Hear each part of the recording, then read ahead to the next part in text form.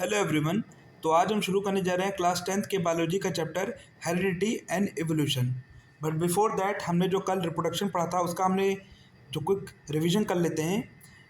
Reproduction में हमको क्या क्या बातें याद रखनी है। हमको रिप्रोडक्शन में पहले याद रखना है कि इस प्रोसेस में होता क्या है। इसमें डीएनए की कॉपीज़ बनती हैं। इसका इन्फॉर्मेशन कहाँ स्टोर होता है, क्रोमोसोम में। ठीक। और जब हमारे डीएनए की कॉपिंग होगी तो हमारा वेरिएशन होने के भी चांसेस हैं due to the mismatch of DNA. और वेरिएशन ज़रूरी क्यों है? For the survival of species so that they can adapt to changing condition in environment. तो आपको इस स्लाइड से इतनी बातें याद रखनी हैं। ओके। अब हम देखते हैं कि दो मोड्स ऑफ रिप्रोडक्शन थे, सेक्सुअल और एसेक्सुअल। एसेक्सुअल में कौन कौन से मोड्स थे? Fission, fragmentation, regeneration, budding, vegetative propagation और स्पोर फॉर्मेशन। इनके एग्जांपल्स क्या हैं ये आपको बहुत इंपॉर्टेंट है। ये एग्ज़ाम में एमसीक्यू के फॉर्मेट में देखने को मिलते हैं। फिर आता है सेक्सुअल रिप्रोडक्शन।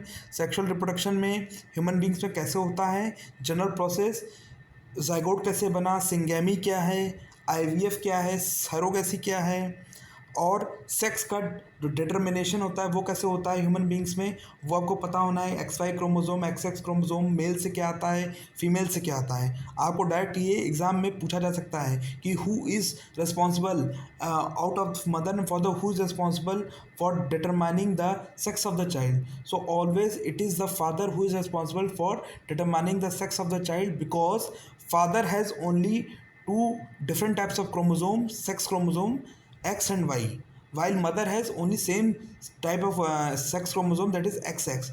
तो मदर का कंट्रीब्यूशन हमेशा एक्स ही आएगा, जबकि फादर का एक्स या वाई कोई सा भी आ सकता है। एक्स वाई जब वाई आ जाता है तो वाई एक्स मिलके आपका मेल चाइल्ड बन जाता है, और जब एक्स आता है तो एक्स एक्स मिलके आपका फीमेल चाइल्ड बन जाता है। तो ये आपको बातें पूरी याद रखनी रिप्रोडक्शन में। साथ में आपको टोटिपोटेंट सेल क्या होता है ये भी आपको याद रखना है, प्लेरिपोटेंट सेल क्या होता है। ये सारी बातें आपको इस स्लाइड से याद रखनी है, ये एग्जाम में डायरेक्ट पूछा जा सकता है। अब हम शुरू करते हैं हेरिडिटी। तो हेरिडिटी में हम कुछ इंपॉर्टेंट टर्मिनोलॉजी देख लेते हैं कि पहले एक आता है इनहेरिटेड ट्रेट क्या होता है और एक्वायर्ड ट्रेट क्या होता है। तो होता क्या है कि जब हमारा रिप्रोडक्शन प्रोसेस होता है तो हमने जैसे बताया कि उसमें डीएनए की जो कॉपीज़ बनेंगी और हमारा ऑफस्प्रिंग डेवलप होगा। अब कौन से ट्रेट्स पेरेंट्स से ऑफस्प्रिंग में ट्रांसफ़र होंगे ये डिपेंड करेगा। ये हम इंफॉर्मेशन कहाँ स्टोर होता है, क्रोमोसोम में। ठीक। अब इनहेरिटेड ट्रेट्स क्या होते हैं? ट्रेट्स मतलब क्या है? कैरेक्टरिस्टिक। तो ऐसे traits which are obtained from parents by transfer of genetic material उसको हम बोलते हैं इनहेरिटेड ट्रेट। जैसे grey colour, attached ear lobes, जो कान है इसका शेप कैसा है, ईयर लोब्स अटैच हैं, नोज़ का shape, the colour of eye कैसा है, ये क्या होते हैं? इनहेरिटेड ट्रेट, क्योंकि जेनेटिकली ये ट्रांसफ़र होकर आते हैं फ्रॉम पेरेंट्स टू ऑफस्प्रिंग। जबकि एक्वायर्ड ट्रेट क्या होते हैं? विच are developed during life time of an organism. हो सकता है कि कोई फादर हो, कोई पेरेंट हो, उनका बच्चा बहुत ही अच्छा म्यूजिशियन बन जाए, आगे चल के बहुत अच्छा स्पोर्ट्समैन हो जाए, और उसके फादर में, उसके पेरेंट्स में ये कैरेक्टरिस्टिक ना रही हो, तो ये हो जाएगा आपका एक्वायर्ड ट्रेट्स का एग्जाम्पल। फिर जो ये इन ट्रेट्स का इनहेरिटेंस हो रहा है फ्रॉम पेरेंट टू ऑफस्प्रिंग, इसके लिए जो मेंडल थे इन्होंने योगदान दिया था। इन्होंने कुछ रूल्स बताए थे जिसके तहत ट्रेट्स का ट्रांसफ़र होता है from parents to the offspring. इन्होंने क्या किया कि इन्होंने गार्डन पी होती है उस पर एक्सपेरिमेंट किया, और इन्होंने ये पाया था कि both father and mother they contribute practically equal amounts of genetic material to the child. ये इन्होंने rule of inheritance of traits में ये बात बताई थी कि फादर और मदर जो होते हैं वो equal amount of genetic material contribute करते हैं टू द चाइल्ड। ओके। अब मेंडल साहब ने जब गार्डन पी पे एक्सपेरिमेंट किया तो उन्होंने दो तीन लॉज दिए, जैसे law of dominance, law of segregation, law of independent assortment. मैं आपको अभी बताते चल रहा हूँ डिटेल में कि ये सब होते क्या हैं। आपको डायरेक्ट एग्जाम में इससे क्वेश्चंस भी आते हैं। अब जैसे इन्होंने क्या किया कि गार्डन पी, पहले इन्होंने क्या किया कि एक मोनोहाइब्रिड क्रॉस एक्सपेरिमेंट किया। इन्होंने गार्डन पी लिया, पी प्लांट लिया, उस दोनों ही सेम तरह के प्लांट लिए, इनको क्या किया आपस में रिप्रोड्यूस कराया, क्रॉस कराया। तो इन्होंने क्या देखा, अच्छा सॉरी, जो इन्होंने मोनो हाइब्रिड एक्सपेरिमेंट किया था गार्डन पी का, इसमें इन्होंने सबसे पहले क्या किया, गार्डन पी प्लांट लिया और एक प्लांट टॉल लिया, एक लिया शॉर्ट।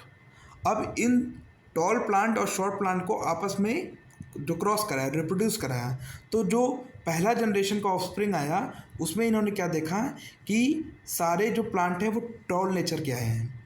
मतलब जो ट्रेड्स इनहेरिट हुए वो इनहेरिट तो दोनों ही हुए, टॉल वाले के भी शॉर्ट वाले की। यहाँ पे अब अभी मैंने बताया ना कि इन्होंने जब इनहेरिटेंस ऑफ ट्रेड्स का रूल दिया था उसमें इन्होंने बताया कि both father and mother contribute equal amount of genetic material to the child. Okay, तो यहाँ मैंने जब इन्होंने एक्सपेरिमेंट किया तो इन्होंने ये देखा कि जब हमारा F1 जनरेशन, जो पहला जनरेशन का ऑफस्प्रिंग आया, तो उसमें हमने टॉल प्लांट लिए थे, शॉर्ट प्लांट लिए थे, ये पेरेंट थे। तो जो हमारा जो पहला जनरेशन है ऑफस्प्रिंग आया, इसमें ट्रेड्स तो दोनों से आए हैं, टॉल के भी आए हैं, शॉर्ट के भी आए हैं, लेकिन एक्सप्रेस कौन सा ट्रेड हुआ है, जो टॉल वाला। मतलब टॉल वाला जो है डोमिनेंट ट्रेड था शॉर्ट वाले के ऊपर, इसलिए वो एक्सप्रेस हो पाया है और इसी वजह से जो ऑफस्प्रिंग आया वो भी एक टॉल प्लांट आया है, ना कि शॉर्ट। फिर इन्होंने क्या किया, जो F1 जनरेशन का प्लांट है टॉल प्लांट, इन्हीं को ही आपस में सेल्फ पॉलिनेशन कराया, जो क्रॉस कराया। तो इन्होंने क्या देखा कि जो F2 जनरेशन है, नेक्स्ट जनरेशन का नेक्स्ट जनरेशन, उसमें क्या आया कि इन्होंने देखा कि 3 प्लांट टॉल आए, 1 प्लांट शॉर्ट आया। अगेन यहाँ पे भी जो ट्रेड्स हैं वो दोनों से ही आए हैं, टॉल के भी ट्रेड्स हैं, शॉर्ट के भी ट्रेड्स हैं, लेकिन कौन सा एक्सप्रेस हो पा रहा है ये डिपेंड कर रहा था कि वो प्लांट अल्टीमेटली, वो ऑफस्प्रिंग अल्टीमेटली टॉल होगा या शॉर्ट होगा। तो वही बातें मैंने मेंशन की हैं कि इन्होंने कंक्लूड किया कि in F1 generation both tallness and shortness traits were inherited. जैसे आपने देखा यहाँ पे जब जो क्रॉस हुआ तो यहाँ पे टॉलनेस का भी ट्रेड आया, कैपिटल T और स्मॉल t भी आया उस प्लांट के ऑफस्प्रिंग में। तो both tallness and shortness traits were inherited but only tallness trait was expressed, क्योंकि वो डोमिनेंट नेचर का था इसलिए वही एक्सप्रेस हो पाया। तो अल्टीमेटली जो पहला ऑफस्प्रिंग आया फर्स्ट जनरेशन का वो टॉल आया। लेकिन in F2 generation both traits tallness and shortness was expressed. यहाँ पे आप देखो, भले ही शॉर्ट वाले प्लांट कम वो पैदा हुए, लेकिन एक्सप्रेस तो दोनों ही हुए, टॉल वाले भी शॉर्ट वाले भी। तो दस इन्होंने कंक्लूड किया कि जो टॉल ट्रेड है it was dominant over the short trait. तो आपसे एग्जाम में डायरेक्ट पूछा जा सकता है, how Mendel prove the dominant and recessive trait in the offspring. तो आपको आंसर ऐसे ही लिखना है कि Mendel did the monohybrid cross experiment to show dominant and recessive trait, और आपको ये डायग्राम बनाना है और आपको फिर ये बातें लिखनी है। ओके, तो ये आपका आ गया मोनोहाइब्रिड क्रॉस एक्सपेरिमेंट से रिलेटेड जो मेंडल ने एक्सपेरिमेंट किया था।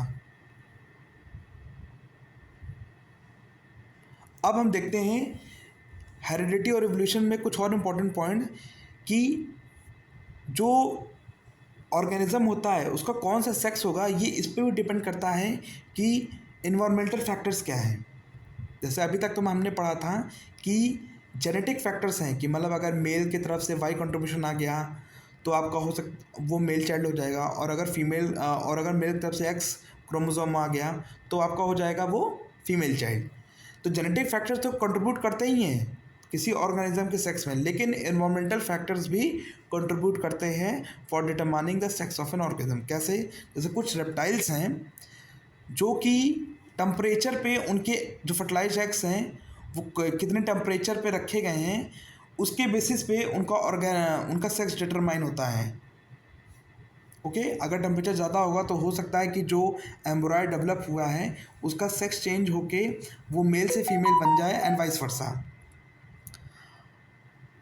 फॉर एग्जांपल जो स्नेल्स होता है, इनकी एबिलिटी होती है कि टेम्परेचर के अकॉर्डिंग इनका जो एम्ब्रॉय होता है उसका सेक्स चेंज हो जाता है। और इसी से रिलेटेड अभी न्यूज़ भी आई थी कि ग्रीन सी जो टर्टल्स हैं, बिकॉज ऑफ द जो ग्लोबल वार्मिंग, उनके जो फर्टिलाइज्ड एग्स थे उनका सेक्स चेंज हो जा रहा था। मतलब जो मेल वाले जो डेवलप जो होने चाहिए थे मेल ऑफस्प्रिंग, वो because of the global warming, because of the high temperature, वो एम्ब्रॉय के स्टेज में जब थे तो उनका सेक्स चेंज होके वो फीमेल में कन्वर्ट हो गया। तो यही बात है कि both environmental and genetic factor they determine the sex of an organism. ये बात आपको बहुत ज़्यादा इंपॉर्टेंट है, ये असर्शन और रीजन में या स्टेटमेंट टाइप ऑफ ऑप्शन में आ सकता है।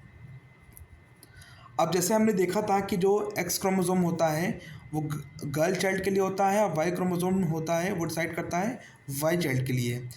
तो हमने ये कंक्लूड कर सकते हैं कि जो वाई क्रोमोसोम है वो मेल सेक्सुअल कैरेक्टर्स के लिए कंट्रोल होता करता है, जबकि जो एक्स क्रोमोसोम है वो फीमेल सेक्सुअल कैरेक्टर्स तो कंट्रोल करता ही है, साथ ही कुछ अदर कैरेक्टर्स भी कंट्रोल करता है, जैसे कलर ब्लाइंडनेस होना, हीमोफीलिया जो डिसीज़ है इसके लिए भी कंट्रीब्यूट करता है एक्स क्रोमोसोम। मतलब जिस पर्टिकुलर ऑफस्प्रिंग में एक्स क्रोमोसोम ज़्यादा होगा उसमें कलर ब्लाइंडनेस और हीमोफीलिया होने की टेंडेंसी कम होती है, जबकि जिस ऑफस्प्रिंग में, जिस बच्चे में, जिस प्रोजनी में एक्स क्रोमोसोम कम होता है उसमें कलर ब्लाइंडनेस और हीमोफीलिया होने की टेंडेंसी ज़्यादा होती है। इसीलिए आपने देखा होगा कि जो कलर ब्लाइंडनेस की प्रॉब्लम है वो मेल में ज़्यादा देखी जाती है as comparison to female, because the chromosome which are responsible for colour blindness वो फीमेल में 2 होते हैं, इसलिए उनमें ये टेंडेंसी कलर ब्लाइंडनेस की कम देखी गई है, जबकि मेल में सिर्फ एक्स ही होता है, इसलिए उनके में कलर ब्लाइंडनेस की टेंडेंसी ज़्यादा देखी जाती है मेल में। अब एक और टॉपिक दिया है आपके एनसीईआरटी में, वो है homologous organs and analogous organ. इसको बस शॉर्ट में आप ये इतना समझ लो कि होमोलॉगस ऑर्गन वो होते हैं जिनका ओरिजिन सेम हो लेकिन उनका फंक्शन डिफरेंट हो। मतलब कोई 2 ऐसे ऑर्गन जिनका ओरिजिन सेम हो, सेम तरीके से उनका ओरिजिन हुआ हो, लेकिन उनका जो फंक्शनिंग है वो अलग अलग हो। जैसे हमारा जो टीथ है ह्यूमन बींग्स का और जो एलिफेंट का टीथ है, जो टस्क है जो बाहर दांते रहता है, उसका जो ओरिजिन होता है वो सेम तरीके से होता है, लेकिन जो दोनों का फंक्शनिंग है वो अलग है। हम अपने टीथ का जो फंक्शन यूज़ करते हैं वो अलग है और जो एलिफेंट का जो टस्क है उसका वो फंक्शन अलग होता है। जबकि एनालॉगस क्या होता है, different origin but same function. मतलब वो जो ऑर्गन है वो डिफरेंट तरीके से दोनों भी ऑर्गेनिज्म में आया हो लेकिन दोनों का फंक्शन सेम हो। जैसे विंग्स हो जो होता है एनिमल्स में, फ्लाइंग एनिमल्स में, लाइक बैट्स, बर्ड्स और इंसेक्ट्स में, इनमें आप देखोगे जो बर्ड्स के विंग्स हैं इनका जो ओरिजिन है वो मतलब वो है फैदरी नेचर के होते हैं, वो अलग तरीके से हैं, उनका ओरिजिन अलग तरीके से हुआ है। और जो बैट्स होते हैं उनमें जो आपके विंग्स होते हैं वो अलग तरीके से, वो स्किन टाइप के होते हैं, तो उनका ओरिजिन तो अलग अलग है लेकिन दोनों का फंक्शन क्या है, दोनों ही उड़ने में यूज़ करते हैं अपने विंग्स को, तो वो हो गए एनालॉगस ऑर्गन। तो आपसे पूछ दे अगर एग्जांपल में होमोलॉगस और एनालॉगस ऑर्गन का, तो यही बातें आपको लिखनी है। अब कुछ जेनेटिक और क्रोमोसोमल डिसीज़ेज देख लेते हैं कि अगर इनका मिसमैच हो, इनमें कुछ एब्रेशन आ जाए तो क्या डिफेक्ट हो सकता है। कि एक होता है डाउन सिंड्रोम।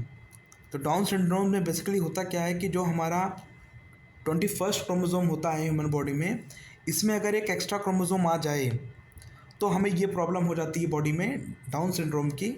इसके कुछ सिम्टम्स क्या हैं कि इसमें जो दिमाग का डेवलपमेंट होता है वो कम हो जाता है, आइज़ जो होती हैं वो बाहर निकली हुई वो डेवलप होती हैं, आइज़ प्रोट्रूडेड रहते हैं थोड़े। तो ये डाउन सिंड्रोम में होता है जब हमारा 21st क्रोमोसोम में एक एक्स्ट्रा क्रोमोसोम आ जाए तो ये बीमारी देखने को मिलती है। फिर एक होता है सिकल सेल एनीमिया। इस बीमारी में क्या होता है कि there is no healthy RBC to carry oxygen throughout the body. तो ये कुछ इंपॉर्टेंट जेनेटिक और क्रोमोसोमल डिसीज़ हैं जो हमें देखने को मिलते हैं because of the mismatch in DNA copying. और ये आपका हेरिडिटी से रिलेटेड जो इंपॉर्टेंट पॉइंट्स थे वो मैंने आपको बता दिए। आपको इसमें याद क्या क्या रखने हैं, आपको इनहेरिटेड ट्रेट क्या होता है, एक्वायर्ड ट्रेट क्या होता है, इसका डेफिनेशन याद रखना है। मेंडल का जो rules of inheritance of traits था वो क्या था, ये बहुत इंपॉर्टेंट लाइन है, ये आपको स्टेटमेंट बेस्ड क्वेश्चन के फॉर्म में आ सकता है कि both father and mother contribute practically equal amounts of genetic material to the child. फिर मेंडल के कौन कौन से लॉ थे, law of dominance, law of segregation, ये आपको याद रखना है। और एक आता है लॉ ऑफ इंडिपेंडेंट असॉर्टमेंट, ये मैं आपको सेपरेट वीडियो में बता दूंगा। आपको डायरेक्ट अगर एग्जाम में आ जाए कि how did Mendel prove the dominant and recessive trait, तो आपको यही बात दिखनी है कि Mendel prove this through monohybrid cross experiment to show dominant and recessive trait. For this he utilized garden pea plants of tall traits and short traits and cross them. और cross करने के बाद आपको ये बातें लिखनी है कि in F1 generation both tallness and shortness traits were inherited but only tallness trait was expressed. Okay, but in F2 generation both traits tallness and shortness was expressed. This proved that tall trait was dominant over the short trait. तो ये monohybrid cross experiment Mendel का बहुत important है और ये most important जो आपके MCQ में कई बार देखने को मिलता है कि does only environmental genetic factor determine the sex of an organism. तो no, not only the genetic factors, it is also the environmental factors that determine the sex of an organism. आप example में लिख सकते हो कि Snell's for example जो हैं, green सी turtles जो हैं, इनको क्या होता है कि अगर इन्वायरमेंटल कंडीशन इनके अकॉर्डिंग नहीं है, मतलब जो एक अप्रोप्रिएट होना चाहिए, तो इनका जो एम्ब्रॉय का जो सेक्स है वो चेंज हो जाता है. और जो ह्यूमन बींग्स में जो आपके पैटर्नल क्रोमोसोम होते हैं उसमें एक्स जो होता है वो गर्ल के लिए होता है, वाई होता है बॉय के लिए. ये तो आपको बात याद रखनी ही है. और जो वाई मतलब वाई क्रोमोसोम को हम बोल सकते हैं it controls male sexual characters only, जबकि जो एक्स क्रोमोसोम है वे फीमेल सेक्सुअल कैरेक्टर्स तो कंट्रोल करती ही, साथ ही में ये कलर ब्लाइंडनेस और हीमोफीलिया को भी अफेक्ट करती हैं. ओके, तो नेक्स्ट हम देखेंगे एक्सक्रीशन और नर्वस टिश्यू. दो बच गया है, वो नेक्स्ट देखेंगे.